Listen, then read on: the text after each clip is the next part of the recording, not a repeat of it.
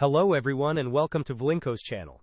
In today's video I will show you how to fix the issue when your taskbar is missing on your secondary monitor. And now let's get started.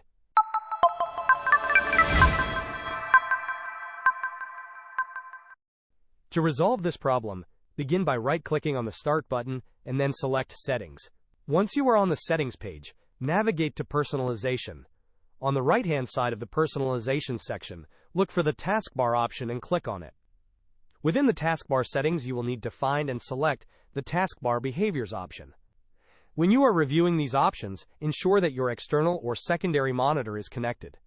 After selecting Taskbar Behaviors, you will see several choices. Locate the option labeled Show My Taskbar on all displays.